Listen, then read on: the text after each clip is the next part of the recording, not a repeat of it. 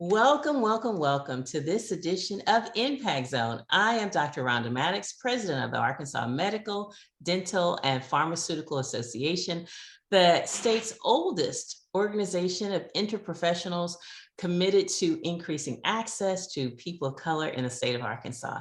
Family, thank you for tuning in, and you are in for a treat. I have with me my good dear friend, Dr. Chisara, who is a poet, a pediatrician, a McDowell Fellow, and she's also the founder of the Joy Well.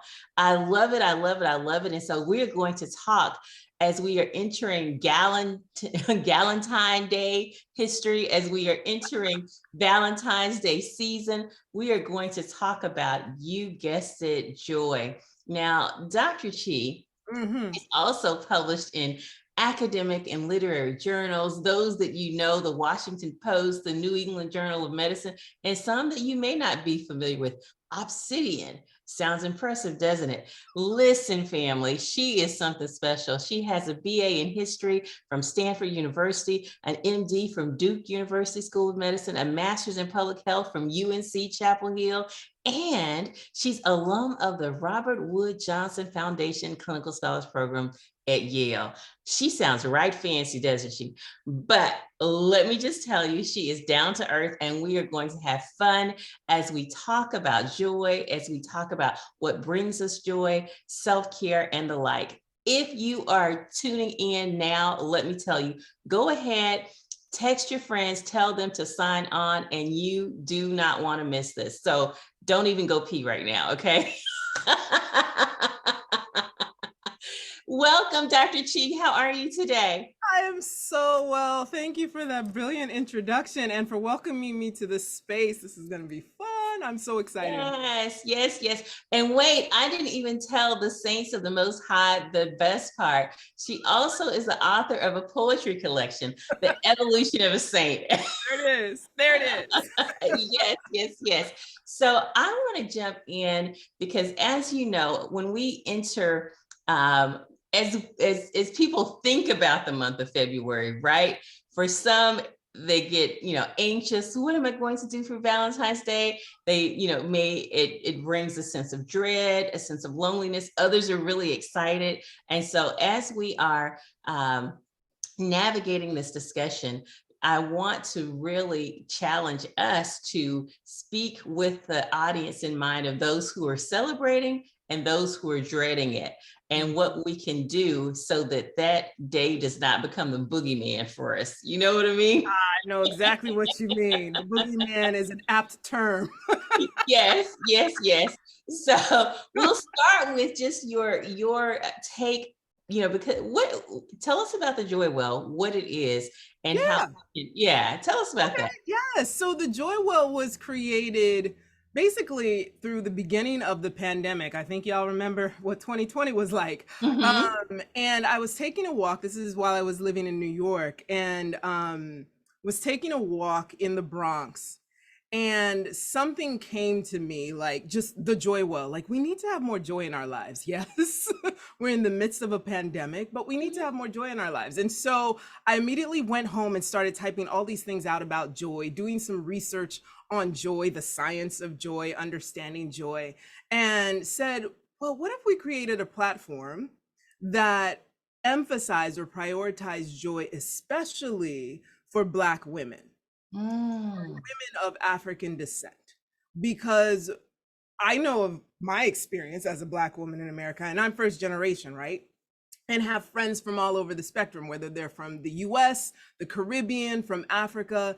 And we are such successful individuals, yet we're tired. Yet we're not finding the spaces for our joy. We're doing so many things. We have an entrepreneurial, creative spirit in ourselves, but we're not finding the time to rest and really experience our joy. So I said, what happens if I just start talking about joy? If I write blogs about joy and ways that we can declutter not only our physical space, but our mental space so that we can have space for our own joy and to live it unapologetically. So that's where it started from. And then it like launched into a podcast and, essays and whatnot in different places, and even getting featured on Yahoo News as an expert in joy. And I was like, yes, I love this. We should all be experts of joy so that when people see us, that is what they understand of us, right? Like we're not just pain and trauma, which is what, history books, especially during Black History Month, like to tell us, that we're just this one story. But we're more than that. We are also our joy, Yes. And as you were talking, my mind went back to that day that we were at the 50th anniversary on the March on Washington. That's right. And so for those of you who are listening, Dr. Chi and I our relationship spans at least a decade or more. More, actually. or more, right. Even though we're young, right? Even though we're very young. And so we're at the March on Washington, and we were just friends. So I didn't even know what she did for a living, right? And so she gives someone her card, and I take a peek at the card, and I look at it. And when I look at it and I see what she was doing, and I don't remember, she had a fancy title at that time, right? But I knew she was a creative at heart, and that fancy title seemed completely incongruent with what I imagined that she would be doing, which is something similar to what she's doing now. And so I was just like, oh my God, what are you doing there? Or something to that, to that effect. You were hilarious. You were like, no, this is not working. There's something in my spirit is not right with it. It's not right with this. And I was like, yes, I can. But pay. Yes. So she is in a job that sounds really fancy and it sounds really impressive to anyone who hears it. But as her friend who doesn't know what she does for a living, like Tommy on the show Martin, you never knew. Right, who had no idea what she did for a living, but knew she should not be doing what that card said, right? So how did you, and we've had many conversations since about, career and all that stuff. How did you gain the courage to pivot and then chase your joy, follow your heart into a career that brings you such joy now? And that was probably a decade-long process, maybe, I don't know. But so many of us are in jobs and positions that drain our soul, that break our soul, as Beyonce might say. And yet you found a way to do it through hiccups and obstacles. How did you gain that courage, and how did you keep it? Because you're in a family of people who are very accomplished. Right. Exactly. Okay, look, don't be from the most educated group in America, right? Like not only Black women, the most degreed, right? But then Nigerians, because they all have like postdoctorates and stuff, like, right? Right. No, I totally get that. I will start with present day and then go back a little bit to answer your question. Okay. I was having a conversation with a friend, and she was telling me, that in her life right now, what she wants to experience is her essential nature and not her conditioned nature, right? So when I was thinking about that's as of today, that's a very nugget way of saying, let's focus on who we are essentially and not what society has sort of told us we should be or what we should do in terms of success, right? We need to be able to define success for ourselves. A few years before I sort of began the transition into this creative space, I had taken a trip to Italy. And that serendipitous trip to Italy, divine encounter. What a divine encounter, literally a divine encounter. And it's not because of Italian wine or Italian food. I had never been to Italy. I actually had no desire to go to Italy. It was my cousin who had said, like, let's go to Italy. And I was like, okay, fine. In that space, before we even landed in Bologna, something came over me. and I felt like I was at home. And I said, oh, this is really interesting because I know where I'm from. And Italy is not part of my DNA. And while there, just had this overwhelming sense of joy. Like I felt relaxed in my body. I felt like, oh, I'm very clear-eyed about what it is I want to do, what I want to see, how I want to be in the world, for Mhm. whatever reason. And I Mhm. took that with me on my trip back to the US, go back to work and whatnot. But that sense of joy, that tingling sensation, for lack of a better word, that feeling of elation didn't leave. Like it wouldn't leave as long as I was focused on sort of my vision for myself, my essential self, it wouldn't leave. So I was like, well, I guess I need to follow my joy, Mm. follow my peace. And I remember you telling me that, follow your peace, follow my peace, follow my clear-eyed vision for myself. Mhm. Even though the world around me was saying, but you an MD, you should be doing this, you should be doing that. And it's like, every time I do that, I always find myself doing this other thing too. Right. And that's where my joy and that's where my peace is. Mhm. When it comes to career transitions, I don't think that, well, some of us can have that eat, pray, love experience, but I feel like that eat, pray, love experience is for certain privileged folks. I'm just going to put it aside there. You Mhm. don't have to leave your job. You don't have to run away and shave off your head and do a whole lot of other stuff, right? You don't have to do that to make a change. What you can do is sit in yourself right where you are right now, take a deep breath and ask yourself, what brings me joy? That's the first step. Like you don't even have to leave anything. I did, because I Mhm. knew what brought me joy. I'd already had that answer and I was able to Mhm. go. But if you just sit in yourself and learn to listen to your body, to your spirit about Mhm. what it is that brings you joy, I'm telling you, no matter what the obstacles, no matter what anybody's definition or conditioning might tell you, you will feel better for it. You will own Mm. that decision for yourself and feel good no matter what comes your way, because you know you're on a path of joy. Mhm. Yeah. You know, as you were talking, one of my one of my guiding principles is to follow my peace. Mm-hmm. When I feel my body getting anxious, when I feel my shoulders getting tight, I really pay attention to my body as a guide for Yes. danger, for this, or whatever. And so, if after I leave someone's presence, Mm-hmm. I really do like an evaluation Yeah. of what's here now. Did they leave me feeling more energized, more faith filled, more Right. optimistic?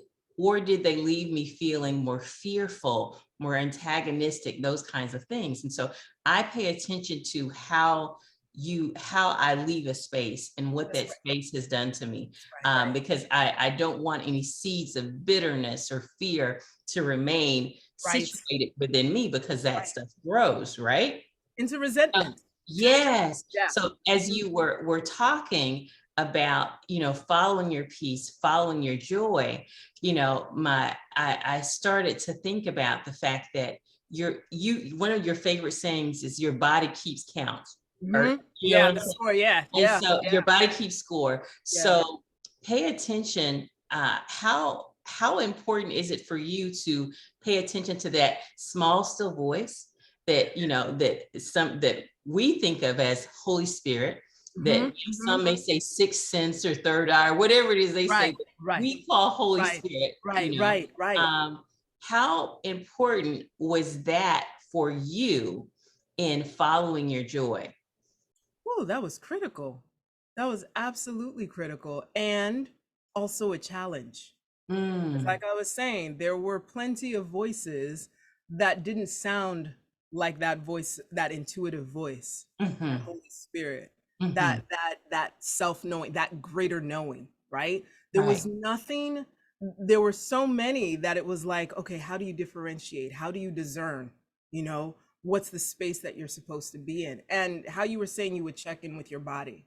That's what I Mhm. would do. I would check in with my body. I'd Mhm. ask it, like literally talk to it, just like you talk to plants, you know? Like people who are gardeners know that when you talk to plants, it They makes a grow. difference, right? Right? So the way you talk to your body, your cells are listening, right? Your Yeah. muscles are listening, and they're speaking to you as well, right? So it took a lot of meditation, it Mhm. took a lot of prayer and affirmation Mhm. to get to a space where I could hear and then believe what I was hearing and know and trust that that was the path that I needed to be on.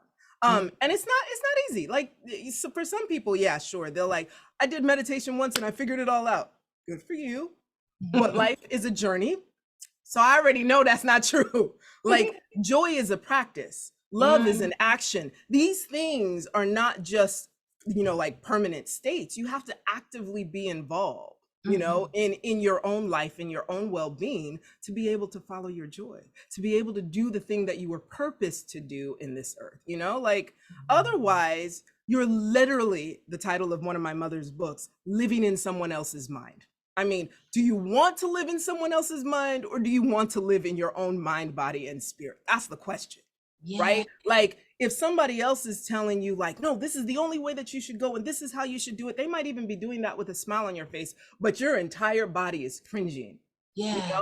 Then you've got to separate yourself and say, should I follow what I believe, or should I follow what this person, well-intentioned as they may be, who doesn't know the spirit of you, who doesn't know the body of you, may love you, but doesn't know what your purpose in life is? You got to get clear on that. You got to trust that. It's not easy, but it's easy with that first step. The journey of 1,000 miles begins with one step, right? So, but I don't believe that. Yeah, the journey of 1,000 miles believes with the thoughts. Yes. And well, yes.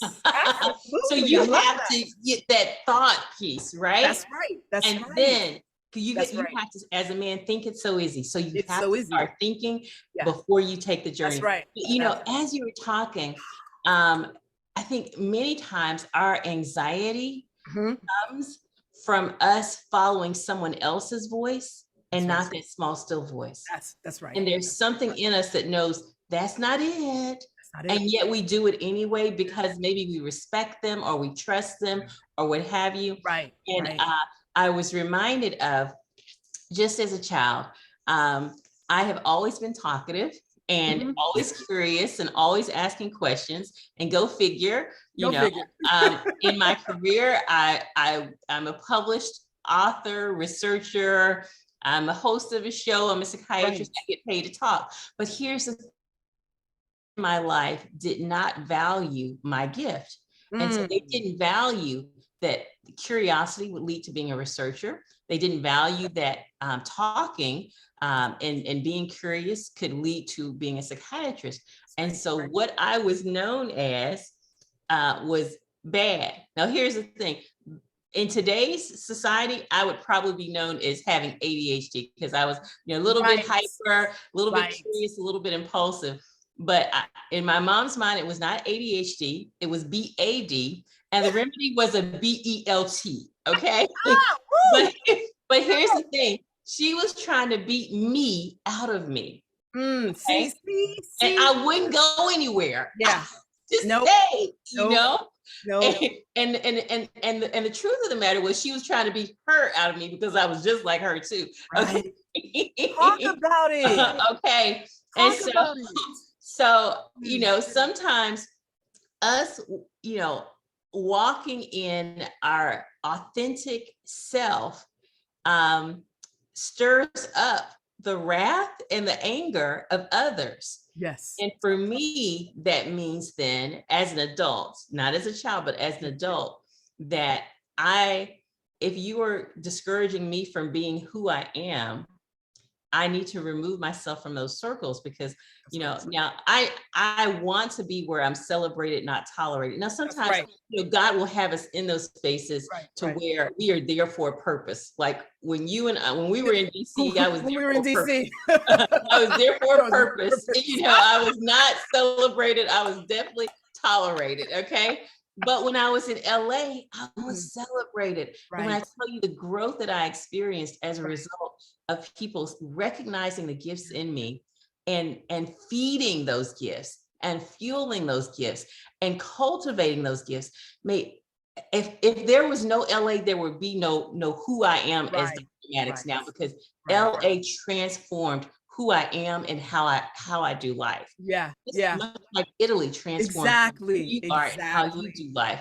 And so for those who are staying in spaces right now to Mhm. where they're being tolerated, to where their anxiety is overwhelming and they don't know what to do about it. And so they find themselves saying, I'm depressed, I'm Mm. anxious, I'm all of this stuff, but what they really are, and you all know I'm a psychiatrist, I believe in depression and anxiety, but what Mhm. you really are is misaligned and in Mhm. the wrong environment. Right, right. What do you say to, as two women who are having this conversation, who have been in places where we were not wanted, Yeah, where right. we were tolerated? What do you say to those women, to spark their courage that you can do it? God will take care of you, Mhm. and follow your peace. What did it take for you to have as that catalyst to activate, I got to do this now or never? Yeah. It was literally joy. It was that sense of just I feel myself and I will explode if I stay in this container that is not aligned Mhm, with me. The mhm, first thing though, make a plan. Make a plan. mhm. That's what I did. Like the plan included like, okay, what do I envision for this next And I'm season? going to throw in and pray and And pray. pray. Yes, yes, yes. And Yes. pray. Absolutely. Have Mhm, your vision, make it plain, pray. mhm, and mhm, and and then go for it. Have your mhm, plan and go for it. Like this is the going for it. You know how the word says faith without works is dead, right? The mhm, going for it is the works, right? So like you have mhm, to trust that that net is there for you, or that mhm, you'll be given wings to fly. There's one of my mhm, favorite quotes is by Edward Teller, and I cannot remember exactly how it goes, but it's to the point where you're at the edge of darkness and just realize that that you will be given wings to fly. That's mhm, basically it. Wow, I can't believe I've forgotten it. That is one of my favorite quotes. But no matter where you are, if it requires a leap, if it requires a sit down, if it requires a jump up, the support that is needed for that will appear. You may mhm, not see it because you might be mhm, so focused on like, oh my God. But as soon as you take the leap and you're like, oh yeah, mhm, that's right. mhm. The net is And it's here. You know, scary. right And let here. me be clear, and It's and very scary. What? it's scary. Okay. Yeah.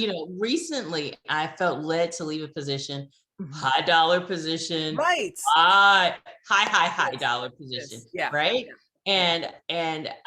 And left, and left, prayed about it, knew I was hearing, from God, and left. But it was so scary and liberating and exciting and scary and liberating and exciting and All of scary, that.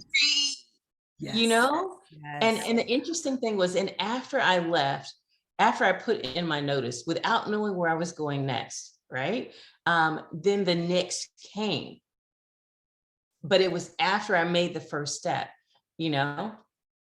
There Ah, was it reminds me of I have so many stories like this in my life, which is why I'm like, you literally have to follow your peace, follow your joy. mhm, The one that I'll say right now is it was September 25th. I still remember the date, but I was preparing my applications for fellowship in neonatology. I had a wonderful mentor who was a neonatologist. He's since passed, and felt like, okay, neonatology is the place to be. I like to be in the intensive care unit. I like to be in those spaces that are intense, where life and death are like sort of in the balance, hanging in the balance, where I can be with parents in a ministerial position and in a physician or clinical position as well. Just beautiful. I can travel the world and help people and countries decrease their infant mortality rates. I had the plan, right? Like I was like, okay, I'm set, I'm ready.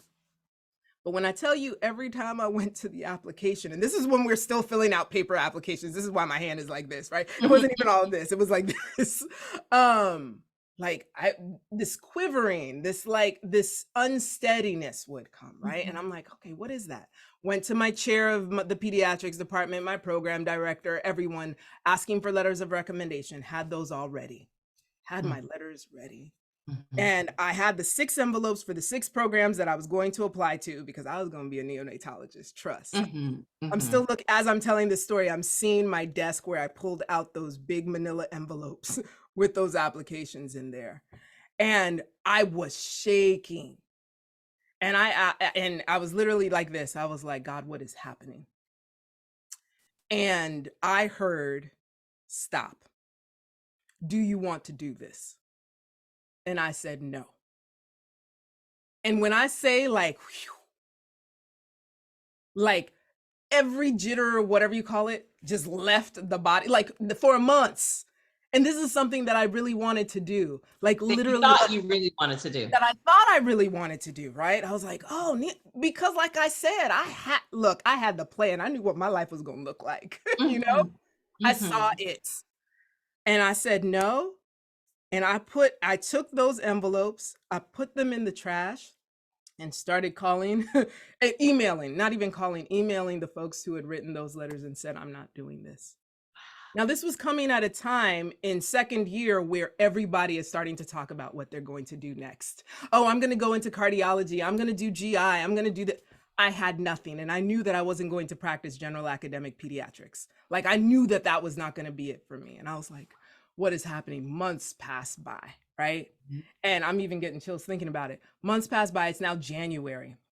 You have to know where you're going. Like, you need to put in your applications yesterday. So I was in my PICU rotation and the attending on call, we were on call that night. The PICU was the pediatric intensive care unit where kids who are critically ill go to. And he was like, so what do you want to do? And I was like, I don't know. I know I'm not practicing general pediatrics. I thought I would do neonatology. You know what? I don't know. I like policy and politics. That's about it. He looked at me and he said to me, maybe look into this fellowship program, right? And that my wife did at the University of Washington. And he was like, it was Robert Wood Johnson something. When I tell you we spent the next 12 hours while we were on call looking for the link to that fellowship program and couldn't find it, could not find this thing. And I was like, okay, forget it. 2 weeks later, a friend of mine in plastics sends me plastic surgery, sends me a link and says, oh, I just got this invitation to apply for this program. You might be interested. The Robert Wood Johnson Clinical Scholars Program. I was like, what? And family, I got chills when she said that because that program is how the two of us met. That I was is a fellow at UCLA. She was a fellow at Yale. And years later, right. we are still friends. We're still friends. But that tells you, like, I had no plan. No plan. All I knew was like, I knew what I didn't want to do, and I had peace with that. But I knew that something would come up that would, would support the next step. And that came, oh my God, the RWJ Clinical Scholars Program changed my life. Like, it was literally like, what? And that's what I meant when I said the place that celebrated me and not tolerated me. That was the place. And so listen, as gosh, our time together has wrapped up so quickly. I know, it's so fast. Family, what we are trying to tell you is, yes, follow your peace. Yes. We started this conversation out about joy. That's but right. Ultimately, what we're talking about is follow your peace. Listen to that small, still voice. Follow your peace. And don't get caught up in this crazy Valentine, Galentine, whatever month it is, when you're seeing people in love. As my mother said, everything that glitters ain't gold. That's right. Marians, I know you're correcting my English right now, but it's not. Follow your peace. Listen to your body. It's trying to teach you something, those gentle nudges. And I will, ordinarily I would give you time, but we are at the end of our time. And so let me just say, thank you, Rejoice listeners, for tuning in each and every Monday from 11:30 a.m. to 12 p.m. Central Standard Time. Thank you, Dr. Chi, for sharing of your morning with us. We appreciate you. Family, I will drop in on my Facebook page how to find her poetry collection, The Evolution of a Saint, so that you can find it if you want to, and also so that you can follow the Joy Well Project, the Joy Well, if you like. Thank you again, Dr. Chi, for joining us. It's always a pleasure, and I look forward to having you back really, really soon. Oh, thank you so much. It was a pleasure. Have a good one, y'all.